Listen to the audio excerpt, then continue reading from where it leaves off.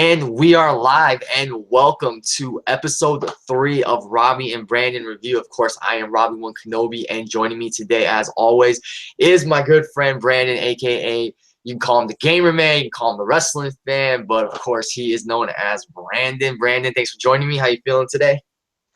I'm feeling great, Robbie, and I'm very excited to review the Royal Rumble. And you can follow me on Twitter at WRC Brandon. I am not on YouTube anymore, but you can still follow me on Twitter, get my thoughts on everything going on in the world of sports and wrestling. And yeah, I'm ready to review an interesting pay-per-view, to say the least.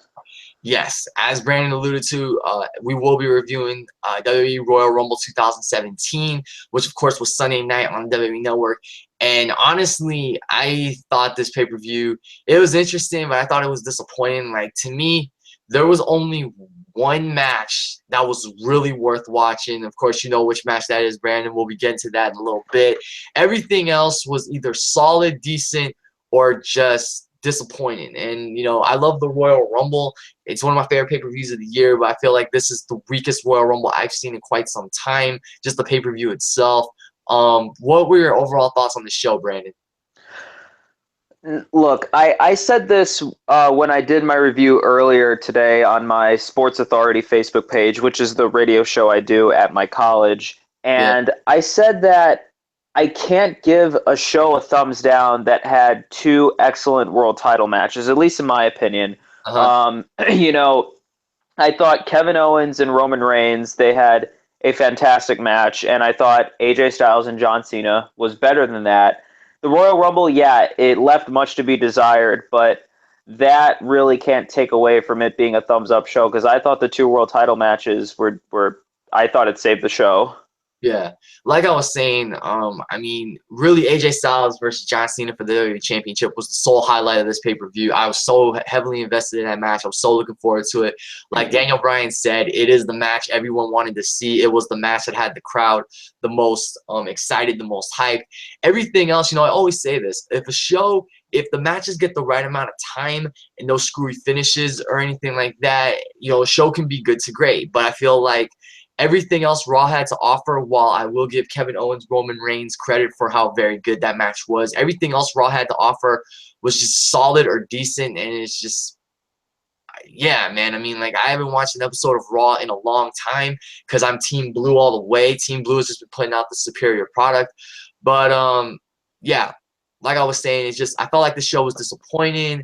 And, you know, only, you know, Styles and Cena, to me, can't save the show. Royal Rumble match we will get to. I'll give you my overall thoughts on what I thought of the match itself. But let's go and just break these matches down a little bit one by one. The match, we're not going to do the pre-show. We're just going to talk about the main card.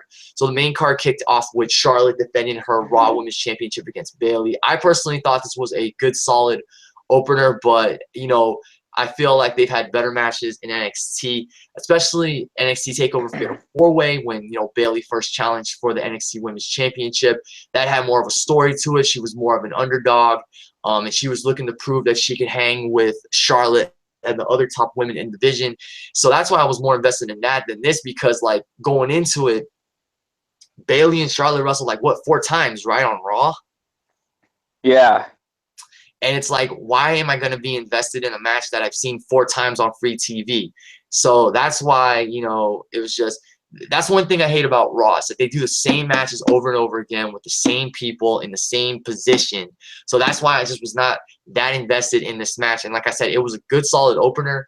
But, you know, for the most part, it just was solid. You know, like I said, I've seen these girls do better on NXT. Brandon, what were your thoughts on this match?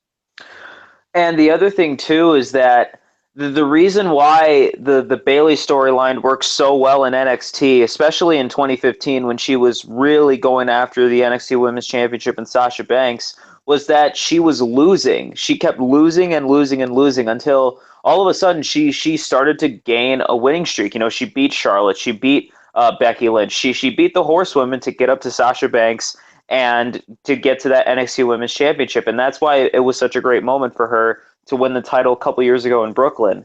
Now it's like, again, we've seen Bayley and Charlotte wrestle on Raw. It's actually been 3 times, I believe, and Bayley has won all 3 matches. So like you said, it's like, why am I going to be invested in seeing these two wrestle on the pay-per-view? Yeah. But in all seriousness, I thought it was a good match as well. Kind of went.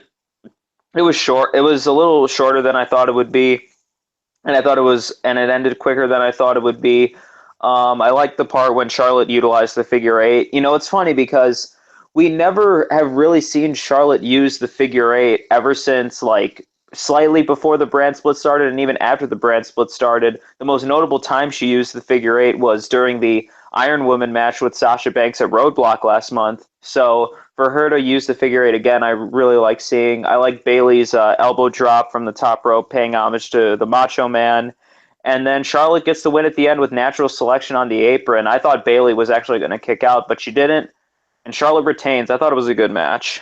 I did like that spot with natural selection on the apron, and yeah, I noticed that Bayley was wearing a Macho Man inspired outfit, so seeing her do the elbow drop was cool. One thing I did like was, there were times where Charlotte was, shoving Bayley in the face, smacking her, telling her like she's just a fan, and then we started to see like this little aggression come out of Bayley, which was cool. I mean, of course her character is great, the lovable, huggable girl next door, everything like that, the spunky beloved champion, but I like seeing that aggression that we saw in the match. And yeah, that natural selection spot, like I said, it was a really cool spot.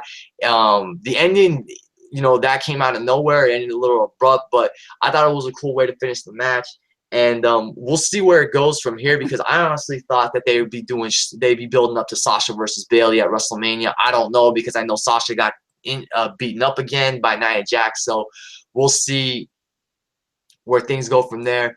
Like I said, I thought it was a good, solid opener for the most part. I mean, I hope Bayley gets some better direction in the future, especially leading to WrestleMania, and we will see what happens with Charlotte. If she'll most likely go into WrestleMania as the women's champion. So the question I want to ask you real quick, Brandon, is if the plan isn't to do Sasha versus Bayley at Mania, then where do we go from here with the Raw Women's title? I do not see them going with Charlotte versus Nia Jax at WrestleMania. So I think for a way to get Bayley in there, because I do think Bayley deserves to have another championship match at WrestleMania. What I think they should do is do a four-way. Do Charlotte, Nia Jax, Sasha Banks, and Bayley. And I would still probably have Bayley win the title. Also, instead of just doing a normal Fatal 4-Way match, why not do a Fatal 4-Way elimination match? And then the final two can come down to Sasha and Bayley. I like that. That's different. It's fresh. I like that. That's a nice way to set up Sasha Bayley there, and then you can build up to a big-time match at SummerSlam, because I think they're going to do it at Brooklyn again this year, right? Yeah, they are. Why not do it there? That'd be a 2-year culmination of everything Sasha and Bayley have done, because they really haven't had they've had, I think, one singles match since arriving on the main roster, but I think best way to go is like that, like you said, and then you can have Sasha and Bayley as one of the big matches for SummerSlam weekend in Brooklyn.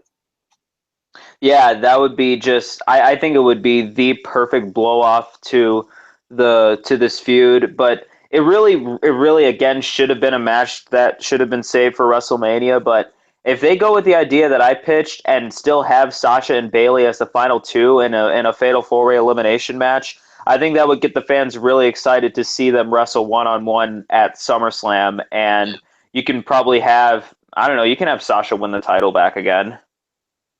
You can have Bayley come very, very close, and then Sasha does something that keeps her from winning, whether it's heelish or not, and then you can build the road. You can do Bayley's road back to the Raw Women's title, and then it culminates at SummerSlam with what I think should be a heel Sasha Banks versus a face Bayley, just like it was at Brooklyn in 2015.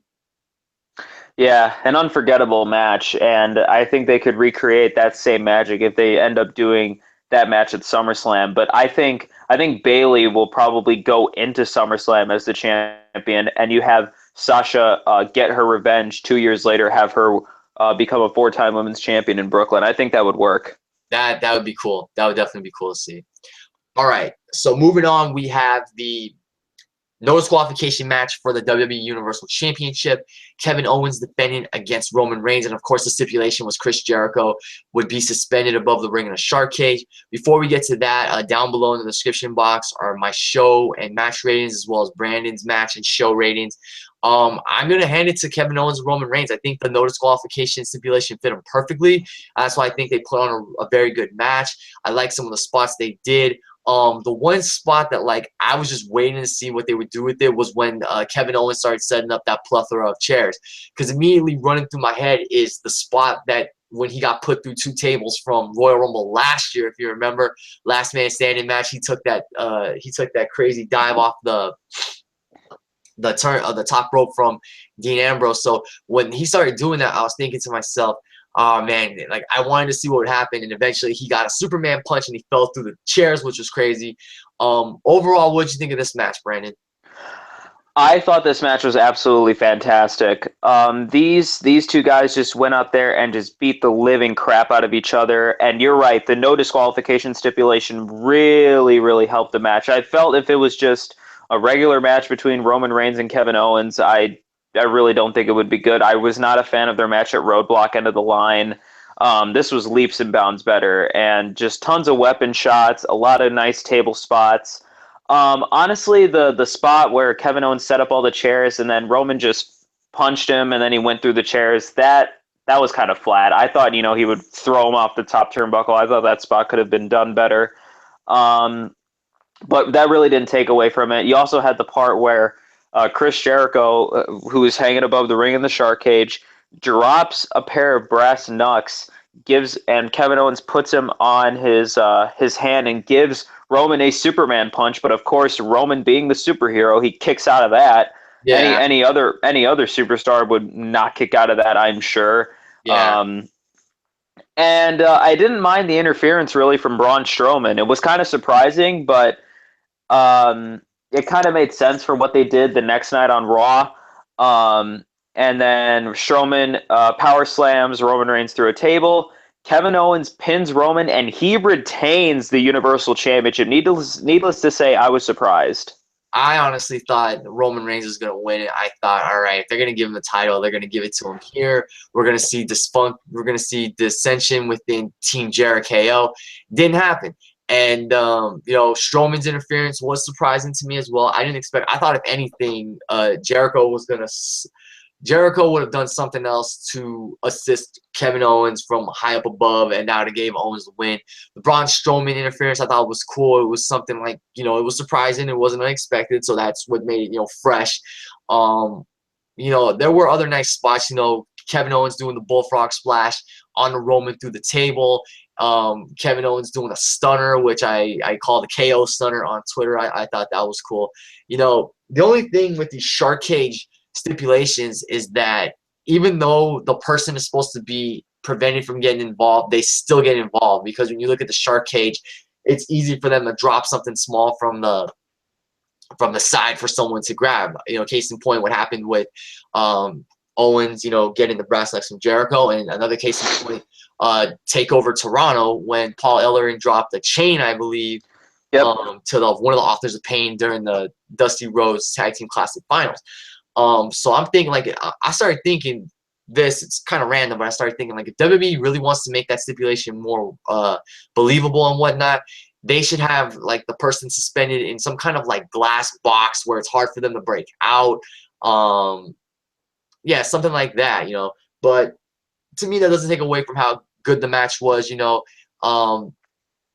like I said, I like the chair. You may have not liked it that much, but I like the chair spot. I like how they started brawling in the crowd. That's how the match kicked off after Jericho tried to get one up on Roman Reigns, because it wouldn't begin until Jericho was in the shark cage. So they tried to jump him, and then Roman got his Roman made his comeback through Jericho into the cage, and then him and Owens started fighting, and then used like the announcer's table, the top of it. KO did the cannonball into the barricade. So I like the spots they did. I like that we got to see some brawling in the crowd. That was nice. And overall, I thought it was a very good match. Braun Strowman's interference led me to believe originally that Roman Reigns was going to come back in the Royal Rumble match and and get his revenge on Braun Strowman. But as we'll talk about in a little bit when we get to the Royal Rumble match itself, it was not to be. But other than that, anything else, Brandon, you want to say about Roman versus Owens before we move on to the Cruiserweight title match? No, I feel like I pretty much got everything out that I wanted to say. I thought it was an amazing match. Some people may think otherwise, but I really felt that these guys just worked very, very hard. And again, the weapon use and the stipulation helped them out. I would honestly give the match 4.5 stars. I thought it was that good. Definitely, yeah. Like I said, I thought it was very good. I personally would give it 3.25. Now, where do you see Kevin Owens going from here as Universal Champion? Because, you know, there is this wild card by the name of Finn Balor who is still out. I don't know if he's been medically cleared, but he still is entitled to a title shot because he never lost the title, the Universal title that he first won. He had to vacate it due to injury. So what do you see being the plans for Kevin Owens with, you know, we got Fastlane coming up, and then we have, of course, WrestleMania. So do you see him going into Mania the champion, or do you see him dropping the title and feuding with Jericho? What do you see happening? I do not. I do not see him going into WrestleMania with the Universal title because I have a feeling that they're going to do, for the main event of Fastlane, which is the next Raw brand pay-per-view coming up on March 5th, I think they're going to do Kevin Owens defending the Universal Championship against Goldberg and have Goldberg win the Universal Championship, go into WrestleMania, and Brock Lesnar will beat him for it. But I do think that there will be more. I think that the breakup of Jericho will happen before WrestleMania, and I think that they're going to do Kevin Owens and Chris Jericho at WrestleMania for the United States Championship. See, I really wanted this match at the Rumble to be Kevin Owens versus Chris Jericho for the Universal Championship, and then Owens retains, and then we most likely get him and Finn Balor, or him and a fresher challenger at WrestleMania. The whole thing of Goldberg winning the Universal Championship, I mean, they're only going to give it to him so that he can drop it to Brock. I am not a fan of Goldberg versus Brock, which I'm going to get to when we talk about the Royal Rumble match and their interactions with each other. But personally, what I would hope is that Owens retains, goes into Mania against Jericho or Balor as a champion, just so he has the right to say that he walked into WrestleMania as Universal Champion. I mean, yes, it's the Fruit Roll-Up Championship. That title really doesn't have much prestige to it. But honestly, like, I just don't want to see him drop the title, let alone get squashed by Goldberg, just so Goldberg can have the title to drop to Brock. So I'm personally hoping that Owens walks into WrestleMania the champion against whoever it is. Just so, like I said, he can have that moment and say that I was the Universal Champion. Because, I mean, really, to have him get crushed by Goldberg is just gonna not. It's not gonna look good. It's gonna be like a black mark on his run on the main roster. You know, I'm just going to say this straight up right here, right now, and I'm not going to sugarcoat anything. But before I say that, I will say Kevin Owens, he's one of my favorites in the entire company. I'm not denying that, but I call it like I see it. I honestly believe that Kevin Owens has been a really, really bad Universal Champion because look at the way he's been booked.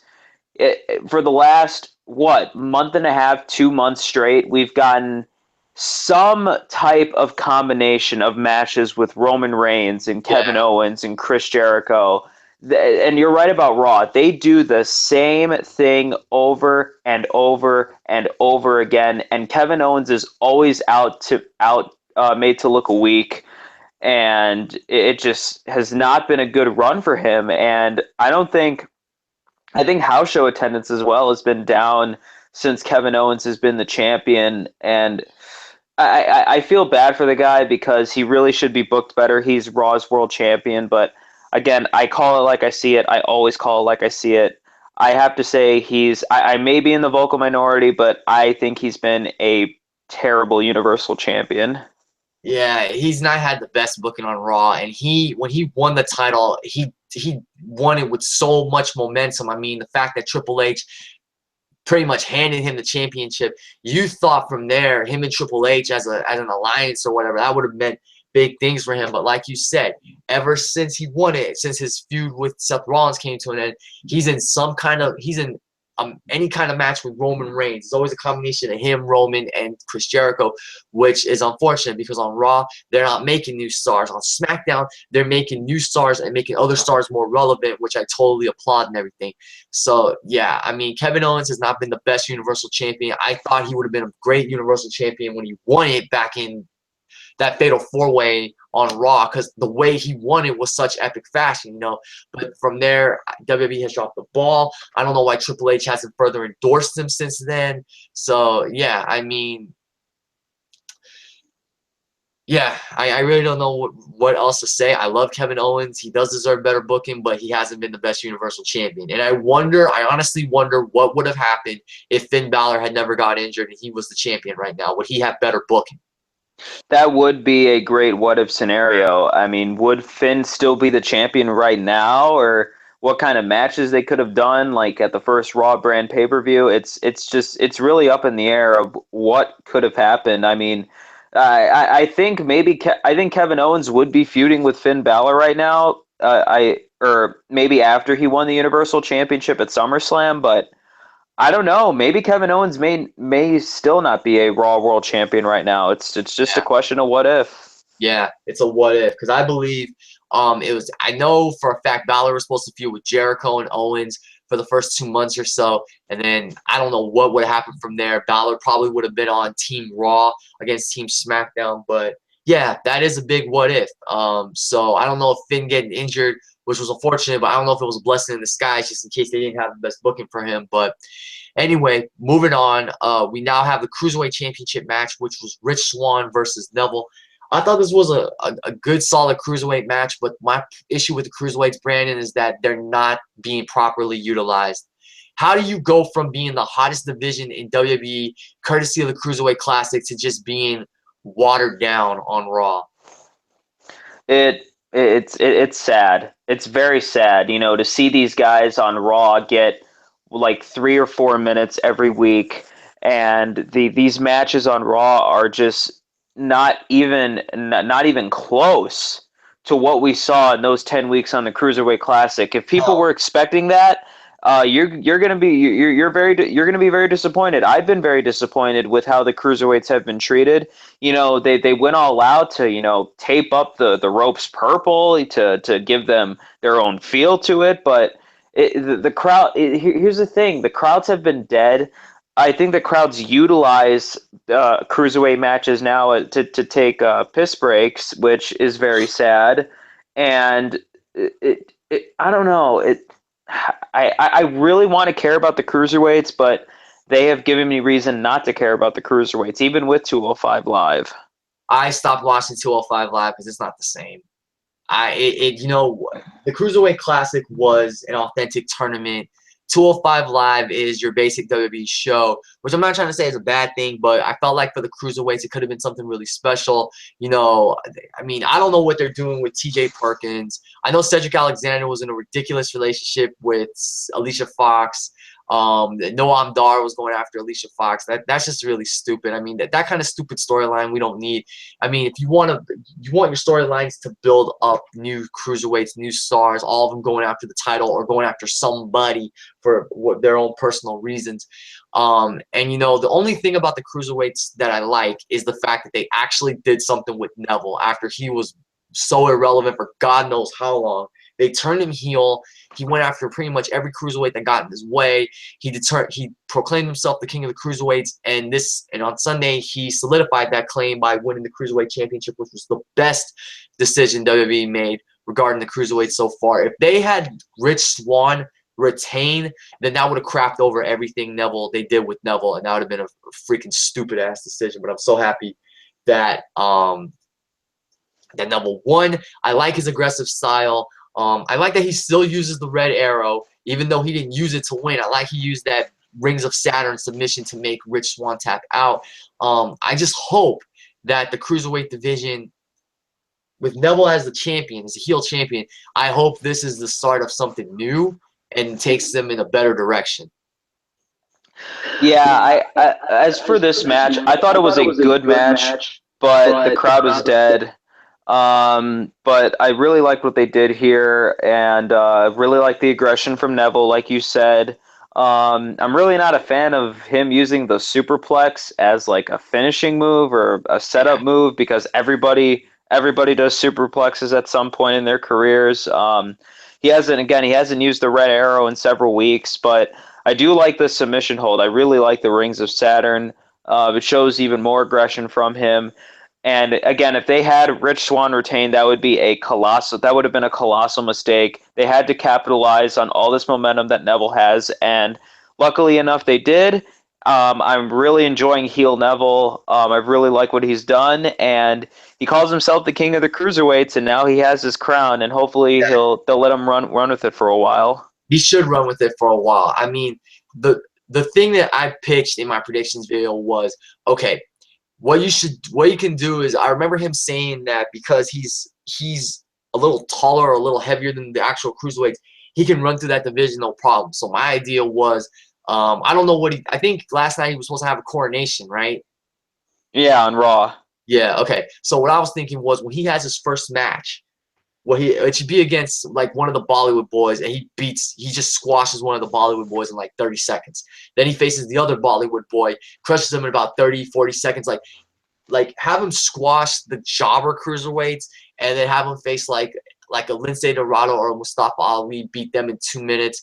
And then like the harder the competition, like the longer it takes, but he keeps beating them. You get what I say? You get what I'm saying? Until eventually one cruiserweight stands up to him and really gives him a run for his money, and then eventually dethrones him.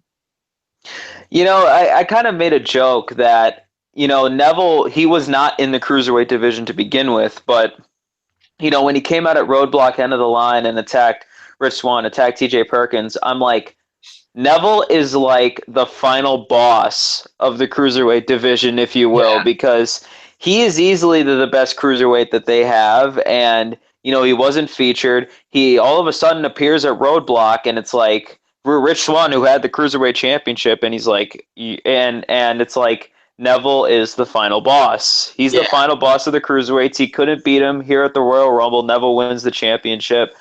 You know, I've been thinking about this because I don't think Austin Aries will be healthy in time for WrestleMania. If he Yeah. was, and if Neville stayed babyface, I think Neville and Austin Aries could have been a great match at WrestleMania. But let's talk about this. Like, I know the Sala Monster on the Sala Monster Sounds Office several weeks ago pitched this idea, and I got to give him full credit for this. If they can somehow do this, why not have Neville defend the Cruiserweight Championship at WrestleMania against Kota Ibushi? That would be an amazing match. That's, of course, if they can, one, get Ibushi, and two, not limit them. Let them be themselves. Let them tear the house down in a cruiserweight classic style match on the grandest stage. Neville and Ibushi would be insane. That would be just a crazy, crazy match. And the only reason I think it won't happen is because the thing is, Kota does not want to sign full time with WWE. I can't blame him. He still wants to accomplish things in New Japan. But man, if they got him on just a one match deal to do that match at WrestleMania, you don't have to have Kota win, but they can Yeah. tear the freaking house down. I would love to see that. Now, here's the other thing. I don't know how much this guy weighs, but this would be interesting. What if, based on the success of this recent event, what if they did for WrestleMania Neville versus Tyler Bate? That would be interesting. That would be pretty interesting. I don't think it's going to happen, but you have the United Kingdom champion and you have the Cruiserweight champion, and you can do title for title. I think that would be kind of cool. That would be interesting because Neville is British, and he was also pissed off that he wasn't featured in the United Kingdom tournament, which I didn't even stop to think of that, but that further, fuels his heel run and everything. Neville versus Tyler Bate would be great. I mean, if they really, I want Neville versus Cedric Alexander, but it already happened. Had it not happened and Cedric Alexander built up a great winning streak and maybe had a match with Neville where he beat Neville unexpectedly because Neville's gotten such an ego after becoming king of the cruiserweights, and there's a huge money match there at WrestleMania.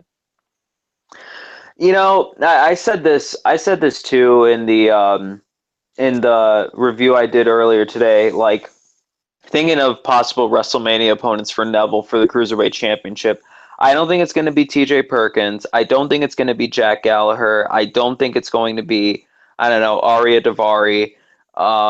Maybe Cedric Alexander can work, like they broke her up from Alicia Fox finally, that cheesy storyline.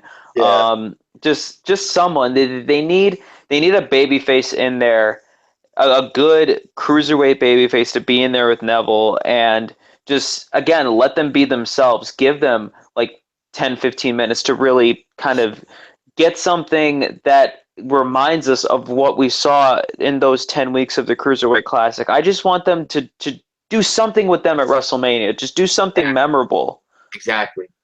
So we'll see what happens. I mean, I really don't have much else to say about the match between Swann and Neville. It was a good, solid cruiserweight match, but again, it was one of those decent matches where I'm just sitting there and I'm like, man, it's not getting me excited. This is not what the Cruiserweight Classic was about, all those months ago. It's just a shame that the cruiserweights have been watered down. It's a shame that the Raw Women's Division is not as relevant as the SmackDown Women's Division that actually makes all their women relevant and not just for select women. So that's why like those matches. What? I'm sorry. Yeah, that's why those matches were just like, they were just decent to me. I mean, you enjoyed them a little more than I did. Hey, that's great. We all have our own opinions. But for me, it's just like, I hate it because the thing about Raw is there's quite a few favorite stars on that brand, and I don't watch that show because I just know that show is not a strong product. That's why I'm always watching SmackDown, because SmackDown's gonna keep me intrigued and invested for the next 2 hours. But speaking of SmackDown, Brandon, let's move on to undoubtedly the match of the night, the one match on the main card that SmackDown offered. And like I said, like I tweeted this to you on Twitter, it blew everything Raw had to offer out the water. And that was, of course, the WWE Championship match with AJ Styles defending against John Cena. That match was phenomenal. No pun intended. Yes. Yes, yes, yes, yes, yes. That was the match I was the most excited for, in addition to the Royal Rumble match. And even though SmackDown had one match on the card, which honestly I think the women's match should have been on the main card as well, even though SmackDown had one major title match on the main card, it proved why Team Blue is a superior brand. It proved, it blew everything Raw had to offer out the water. And honestly, it had a great story. You had John Cena chasing history. You had AJ Styles fighting for everything he had, the championship. He had so much to lose, and everything they did in the match meant something. They hit their finishers early on in the match, which obviously I knew it wasn't going to end that early. It was just for suspense. But I like the stuff they did. They've wrestled each other so much that they know each other so well. There was one point where AJ, Cena hit the 2 shoulder tackles for the first 2 moves of Doom. He was going for the protoplex, and AJ hit him with a small, rolling Hurricane Rana. Loved it. And then, Cena went for the 5-knuckle shuffle, and AJ tried to go for like a head scissors, and Cena just pushed his feet away and went after AJ again. It was little things like that that I appreciated, because it's continuity, it's storytelling, and it shows you how, from a storyline standpoint, these two know each other so well. And the one thing I really liked was that, John Cena showed some heelish-like aggression, because he had all this frustration build up. He was sick and tired of all the doubters, all the naysayers. And there were times where, like, he went a little aggressive and heel on AJ Styles, because he was willing to do whatever it took to become the WWE champion. He had great near falls. AJ hit they hit their finishing moves on each other. They even recreated their SummerSlam finish with, AJ taking the Avalanche AA and him kicking out, and then him hitting the Styles Clash. And I seriously thought he was gonna win it right there. I was like, no way. Like, is he really gonna win it there? And he doesn't. And the finish to me was awesome, because it was so emphatic, and to me it brought the match and the story full circle. John Cena hitting an AA on AJ Styles, and then rolling through with AJ still on his shoulders and hitting the last AA to put the nail in the coffin for AJ Styles and win his 16th WWE World Championship. For a while I said that the record should never be tied, because Ric Flair's record is quite an iconic feat. But for someone like John Cena that puts in the work that he does, and who put in some great work in the build-up to this match. I mean, if you saw his promos on Talking Smack and the promos he cut before this match, hey, Cena deserves it. You know, Ric Flair will always have the he'll always have that recognition as the very first 16-time world champion. John Cena will be right behind him, but still, it's, you know, well deserved for John Cena. He celebrated like it was a big deal, and it was a big deal. The crowd was into the match. So much was on the line. It was just phenomenal. You know, it's so far the match of the year for WWE in 2017. Brandon, what did you think of that match?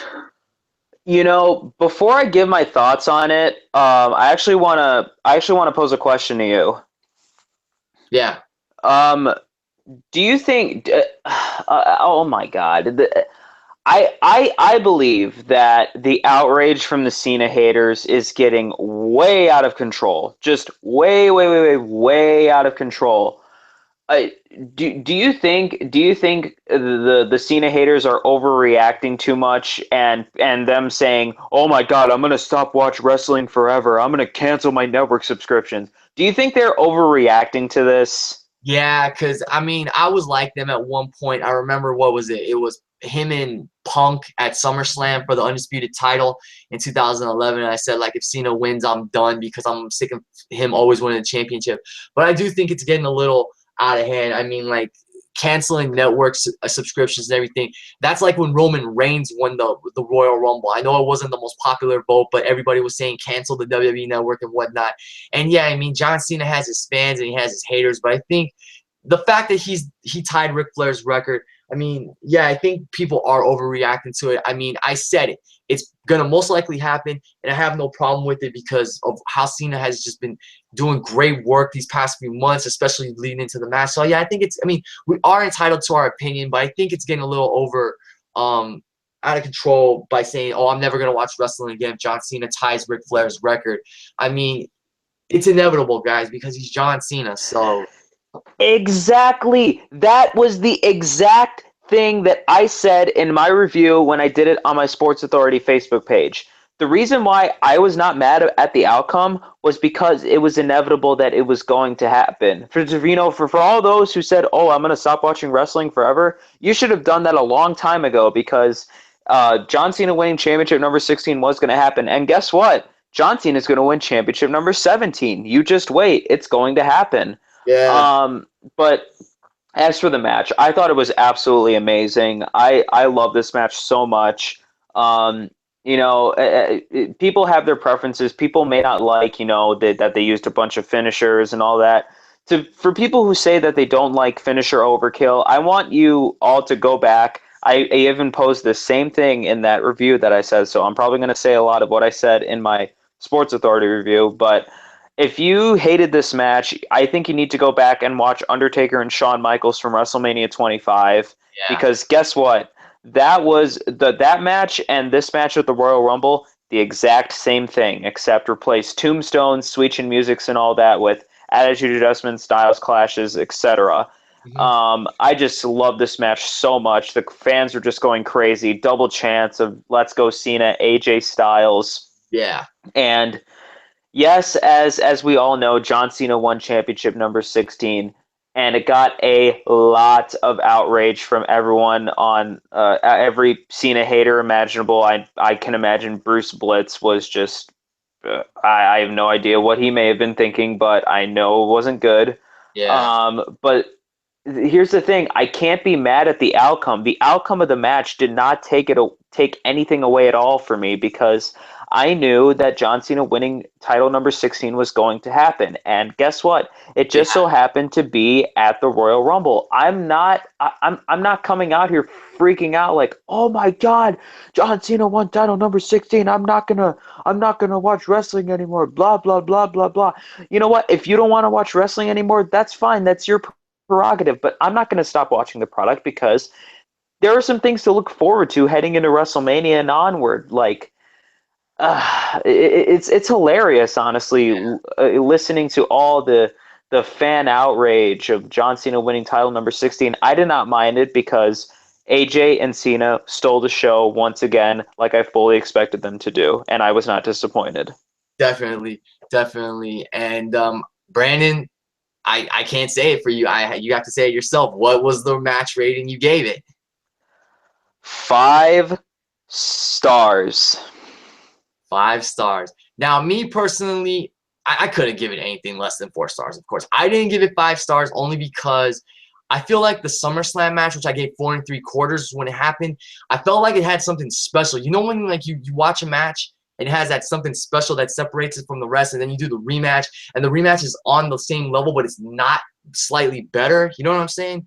That's what I felt. If this match maybe went 5 minutes longer and it had something like, and they really went all out to just beat one another down to just secure the victory, then I probably would have given it 5 stars. But I still thought, you know, I gave it 4 1/4. I still thought it was a fantastic match. I love the storytelling, the emotion, the performances.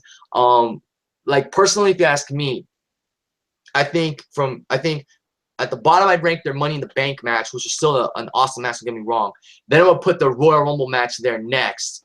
And at the top would be the SummerSlam match. But still, that Royal Rumble match was awesome.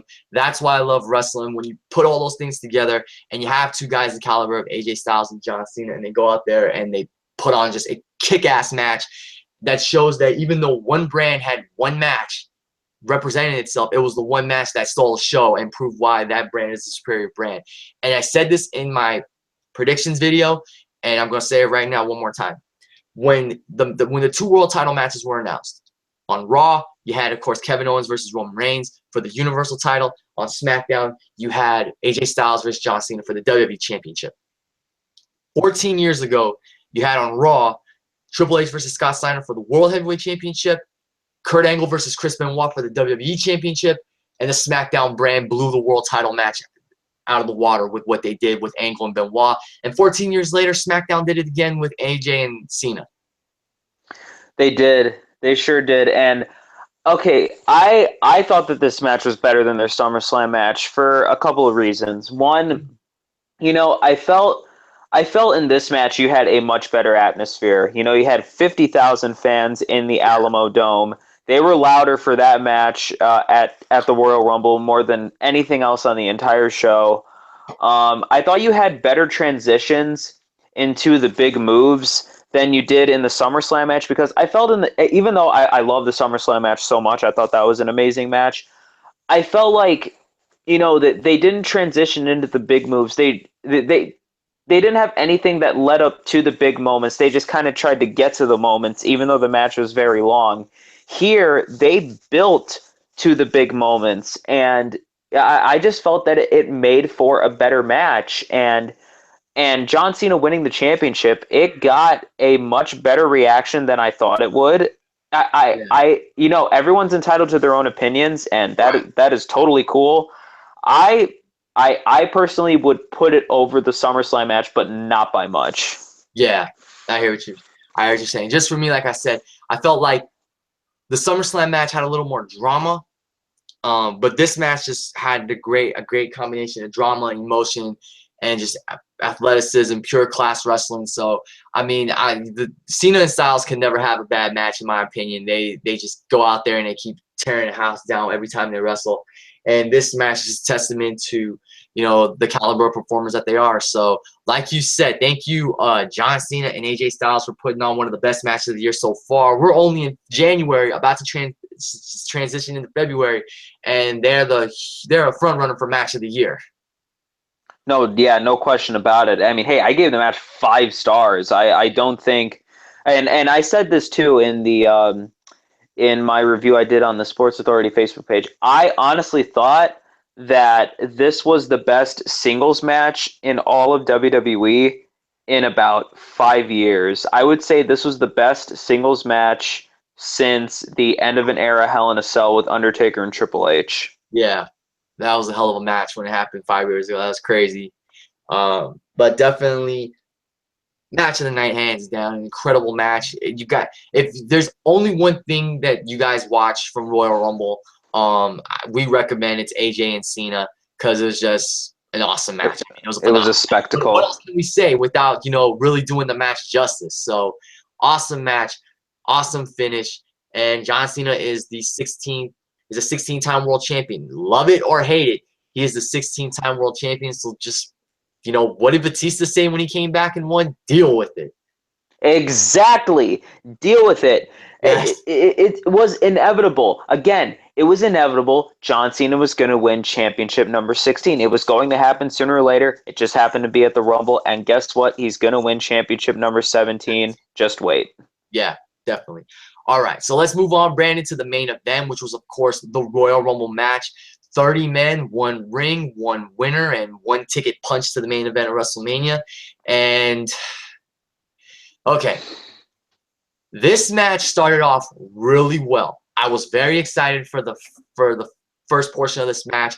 Who was going to come out? Who was going to start the match? You had Big Cass at number 1, which was fitting because I gave him and Enzo time to do their entrance, and Enzo again killed it on the mic, talking about Big Cass being Shawn Michaels in his prime, and it was just, I love Enzo and Cass's mic work. That was great. Jericho entered number 2 for the second time in his career, with the first time being 2003. And Chris Jericho, man, he lasted 60 minutes in that match, and he's late 40s? 46. Wow. And he lasted 60 minutes in that match. Granted, he was sliding in and out of the ring, but still, the fact that he's 46 and can go 60 minutes is a testament to Jericho. So, I mean, that's awesome. And now he holds the most accumulative time in the Rumbles at over 5 hours. So, I mean, that's impressive. Yeah, so I thought the Rumble, see, here's the thing. Okay, Big Cass and Chris Jericho, they started off the match. Yeah. And just as the entries kept going and going and going, they sent out a lot of the undercard guys. They sent out some mid-card guys, and I'm like, okay, they're building toward a possible surprise coming in the 20s. And we just didn't get that as the entries went on. 19, 20, 21, 22, 23. We just got nothing. I mean, yes, we'll talk about. We might as well talk about Ty Dillinger. Ty Dillinger entered at number 10. I think it really wasn't a surprise to me. It really should not have been a surprise to anyone that was in the San Antonio area. Probably even went to NXT in San Antonio. They were in the area that weekend, so it was only fitting that they would put Ty Dillinger in that 10th spot. Putting anyone else in that 10th spot, I think, would have been a huge mistake. Yeah. And the fans would have booed. Yes, that's true. I said it. If Ty Dillinger does not come out number 10 and he comes out some other ridiculous number, the fans are going to crap on that. So I was happy to see him at number 10. He lasted about 5 minutes before being eliminated by Braun Strowman. Braun Strowman, okay, when Cass and Jericho started off, I thought that was a unique start. Then you had, like you were saying, guys like Kalisto, Mojo Rawley. You had Jack Gallagher enter. And I was surprised that he was an entrant in this match, but I thought it was great to see a cruiserweight at least in the Royal Rumble. It made me think, will TJ Perkins maybe enter the match later, Cedric Alexander? And even though he was in the match for like 3-4 minutes, I did like what Jack Gallagher did, particularly when he got the umbrella and he was trying to fly around the ring like Mary Poppins, and he did the umbrella trick between Chris Jericho's legs. That was great. And then, of course, when Braun Strowman got into the match, then guys started getting thrown out the ring left and right. And, of course, they made Strowman look like another monster, like they did the previous year. They keep building him strong as a monster. And then, the funny thing was Sami Zayn's number was revealed early on in the show. Well, what did you think of that? I mean, I really didn't think much of it. I mean, I didn't feel that Sami Zayn, I thought he did have a good chance to win, especially since Kevin Owens did retain the Universal Championship, because you had a lot of people that I thought could have won this Royal Rumble, and Sami Zayn could have been one of them. But he really didn't last to the very end. I kind of wanted him to last to the very end. Yeah. And I wasn't surprised that Braun Strowman didn't go to the Final Four either.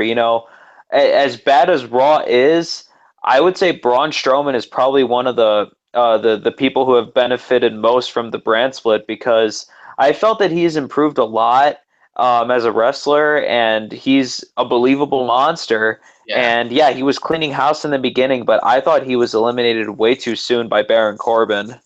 Yeah, I would have wanted Strowman to last a little longer, but I'm happy that Baron Corbin eliminated him because he's one of my favorites on SmackDown. He is a young star that WWE well, I should say SmackDown at least, is invested in building into a top player in the future. And just the sequence of events with, the haluva kick from Zayn, and then boom, Baron Corbin just knocks Braun Strowman out of the ring. I marked out for that simply because it was Baron Corbin. Think about it. The last time he was in a Battle Royal, he eliminated Kane to win the Andre the Giant Memorial Battle Royal. This year, he eliminates one of the most dominant monsters on Raw in just an impressive fashion. So the only thing is I wish Corbin would have eliminated a few more guys, but I was happy to see him get that.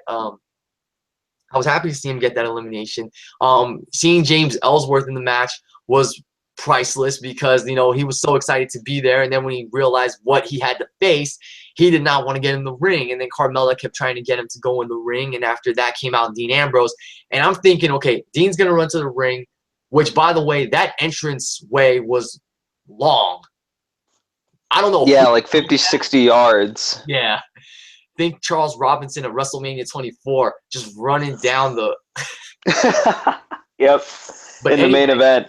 Yeah, but anyway, Dean Ambrose came out after James Ellsworth, and I'm thinking, okay, he's gonna just punch, he's gonna pop Ellsworth in the face, and then it looked like he was gonna team up with Ellsworth to beat Strowman. He was like, come on, let's go in, and he threw Ellsworth to the lion, pretty much in the lion's den. So that was priceless. And before you know it, Ellsworth just gets squashed. He gets thrown out of the ring. So like I said, it started off really well, and then I feel like after Corbin, then it started losing its momentum, and then it just started not feeling special. And only when Brock and Goldberg and Taker got into the ring, then it started to pick up a little bit. But I gotta address the Brock Goldberg thing right now. Go ahead. I hated it. I get that they're building up to Mania, and that the whole idea is that Goldberg has Brock's number, but they didn't. I wanted Brock Goldberg in this Rumble to be special, and instead it was a repeat practically of Survivor Series. They should have had Brock go in there. Brock go in there, tear house. Then when Goldberg comes out, Brock should have ran outside to the ring, and they just should have fought all over the outside, get back in the ring, and then you could have still done the whole Goldberg spears him and eliminates him. He catches him off guard, but have Brock be in there for a little longer against Goldberg. Because to me, if you're having Brock lose in a minute 26, get dumped out 10 seconds later after Goldberg enters, you're killing the mystique and the luster of the Beast incarnate. Yeah, that pissed me off. And another thing that pissed me off about this match was all the big names came out at the end. I felt that they could have spread it out a little bit throughout the match. Like, I would have had Brock Lesnar come out at like maybe 12, 13, or 14 and have him clean house, then have Goldberg come out at the end and spear him and eliminate him. But just the booking for this Royal Rumble was just really, really weird. Yeah, it was weird. After Goldberg eliminated Brock, then Taker came out. Taker coming out was cool because they kept showing the entranceway with the flames and the lightning, and then he's right behind Goldberg, and I'm thinking, oh shit, here we go. And then the way he eliminated Goldberg, he just pushed him out the ring. That was so weird.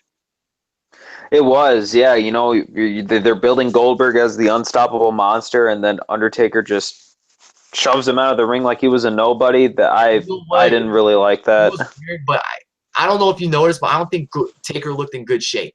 When he took his straps down, he didn't look in good shape. Oh yeah, I noticed. He looked bad.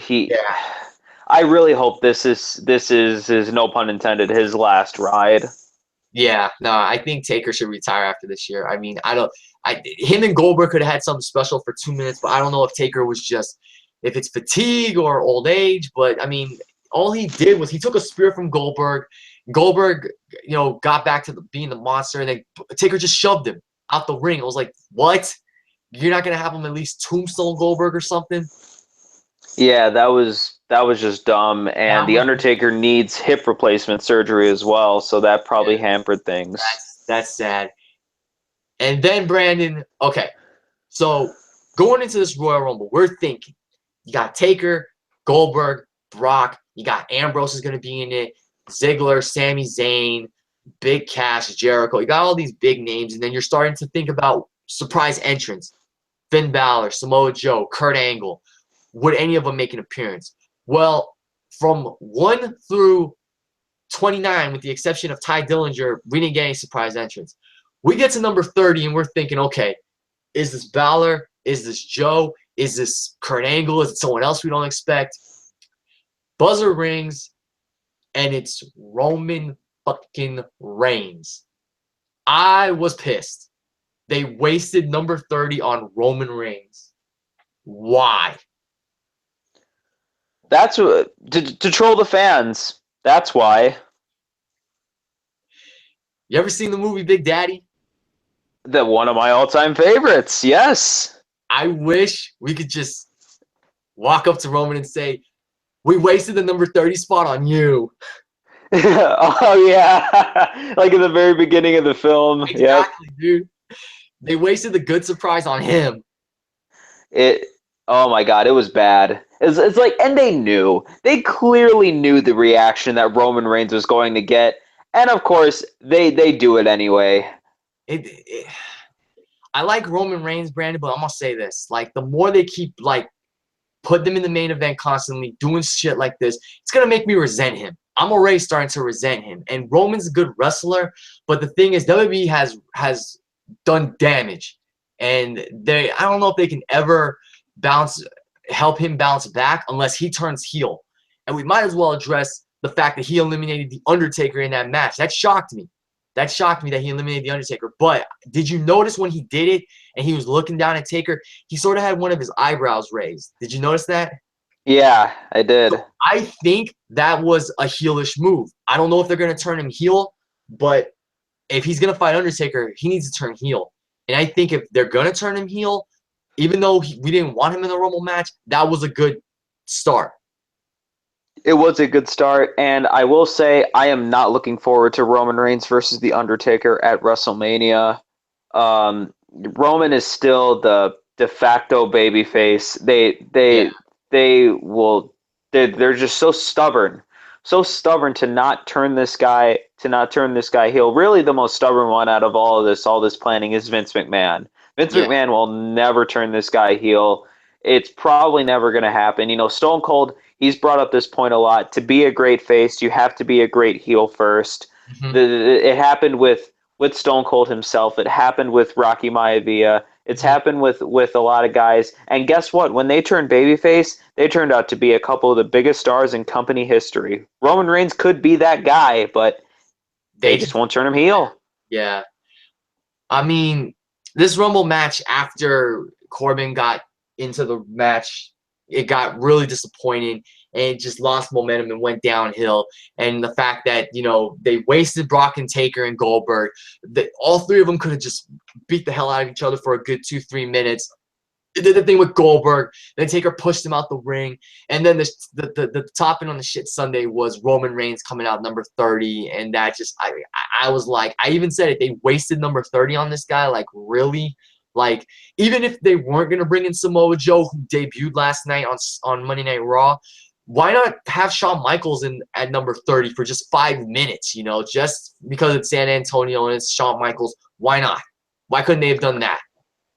I know, right? Just somebody. I wouldn't say that, you know, I wouldn't say that the Rumble match wasn't horribly worked per se, but it was just not good. It was very, very lackluster, very disappointing. It left much to be desired. Yeah, it wasn't a horrible Rumble, but it was very disappointing. And when I saw Sami Zayn get thrown out by Taker and then Taker eliminated Baron Corbin, I was like, I was not happy with that. I was like, damn, man, why can't they stay in longer? Because, like, I'm thinking, okay, Taker's going to win this, and we're going to get Cena versus Taker at WrestleMania 33, but then Roman eliminated him.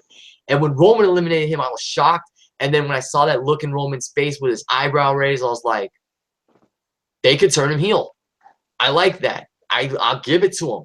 Even though we don't want Roman in the match, him eliminating Taker, that's a great way to turn him heel. Like, the way they just did it, and then he just went beating everyone up. He knocked Jericho out of the ring and eliminated him, and then it came down to him, Bray Wyatt, and Randy Orton. He eliminated Bray, which I was like, oh, God, here we go. But then, of course, he went for the spear, and Randy Orton hit him with it, with an RKO, and Randy Orton eliminated Roman Reigns to win the 2017 Royal Rumble. So now I want to ask you, Brandon, What are your thoughts on Randy Orton winning the Royal Rumble this year?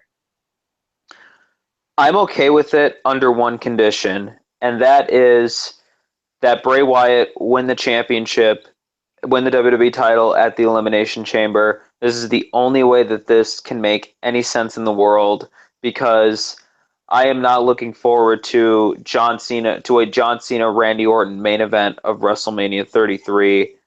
That's screaming nightmares in my opinion. Yeah. No, it's like, when Randy Orton won, I was happy it wasn't Roman Reigns, but I was like, well, it's Randy Orton. I'm not really excited because I heard these rumors going around.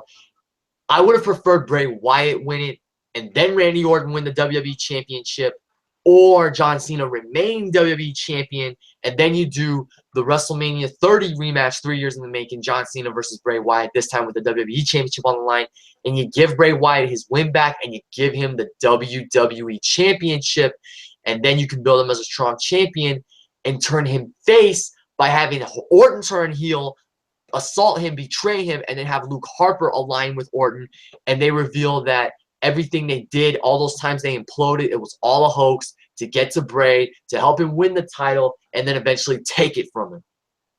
First of all, I picked Bray Wyatt was my pick to win this entire Royal Rumble match, and I was very disappointed that Roman eliminated him. But I do think the true money they have with Bray Wyatt is as a babyface. I Definitely. just feel that he can be just an amazing, amazing babyface whenever they do the turn. But yeah, I just felt Bray Wyatt could have benefited from winning the Rumble match. But again, the Orton winning will make any sense in the world if Bray wins the championship in the Chamber, which I think he will. I think he's going to get it done. Yeah. The only thing about that is, Orton is on SmackDown. SmackDown has great writers like Ryan Ward, so they'll do their best to make the feud compelling for WrestleMania. But I would prefer it be Orton and Wyatt. Orton as the heel, Wyatt as the face, with Harper on Orton's side, and then there's the ultimate payoff for Randy Orton joining the Wyatt family. He joined, now he's taking over, so to speak. And hell, if you want, you can bring back Eric Rowan if he's cleared just to get involved, and then Bray Wyatt really has, the numbers against him. Yeah, I definitely like that idea. But we'll see where it goes from here. Overall, I think WrestleMania it really seems like an unpredictable card. But we have Orton as the Royal Rumble winner. He's going to be in the main event of WrestleMania 33, unless they decide to have Goldberg, Lesnar, and Lesnar main event the show, which I think they will. But I don't want that, man. Like, I really wish they would have done Goldberg and Brock at Fastlane, get that over with, and then do Brock against, I don't know, AJ or Samoa Joe or somebody. Give Brock a fresh opponent, but they're gonna do it at Mania. They just, Brock challenged him last night, so we'll see. But I mean, other than that, this Royal Rumble match started off well, but then it lost momentum. It was disappointing. I mean, I just thought about Enzo entering number 27, and he literally got thrown to the lion's den because Brock was in there, and Brock just killed him in 20 seconds. that was stupid. That was really stupid. Then you could have had Roman Reigns come in at number 27 and then have maybe a Samoa Joe or someone enter at number 30. That was stupid. Yeah, but still, like, Roman should have stayed away from the Roman match at all. But yeah, Randy Orton won the Rumble. He's going to WrestleMania in the main event for the WWE Championship. Royal Rumble, this match had the potential to be the best Royal Rumble with all the star power in it. It had the potential to be the best Rumble match of the 2010s, one of the best of the 2010s even, but it just failed. And honestly, it was the booking and everything that really brought this match down. And honestly, like, that taste of number 30, that bad taste of number 30 is still left in our mouths. Like, really? You did that? You couldn't have any other surprise entrant, not even a Triple H maybe, just so Seth Rollins could come after him? That was another thing, that there was none. There was no progression in the storyline with Triple H and Seth Rollins. I was not happy about that. Just there was so much they could have done with this Rumble, but they didn't. It left much to be desired. I would only give it 2.5 stars. I gave it I gave it 2 3/4, only because, like I said, or I think I gave it 3 stars, just because I did enjoy the first portion of it, but the second portion was just disappointing. But overall, the Royal Rumble show itself, this year's Rumble, was disappointing. The only highlight, like I've said, was AJ versus Cena. Everything else just was either good, solid, or decent. And in the case of the Royal Rumble match, it had a great start, and then it just fell. It lost a lot of momentum and went downhill, and it was just disappointing. I'm giving the show overall 5.75 out of 10 because I cannot give it anything higher. If the other matches were better, I'd probably give it a 6.5 or a 7. But I personally just couldn't give it anything higher because I only really enjoyed the Rumble match. Everything else was just, like I said, good, decent, or solid. And I totally respect your opinion. I am giving the show a 7.25 out of 10 because, again, I can't give a show a thumbs down that had 2 excellent world title matches like I thought they were. I thoroughly enjoyed Kevin Owens and Roman Reigns, and we both loved John Cena and AJ Styles. I thought it was just an incredible match, and I'm probably going to go back and watch it again on the network. Definitely. But yeah, that's what I said. 7.25. I think that's fairly justifiable, and we'll see what happens because we have 2 more pay-per-views coming up before WrestleMania. We have the SmackDown brand pay-per-view, Elimination Chamber, and we have the Raw brand pay-per-view coming up, Fastlane, and hopefully we'll get more answers to what the WrestleMania card is going to look like. But we're still on the road to WrestleMania. We're just in the honeymoon phase, so we'll see what happens. Definitely.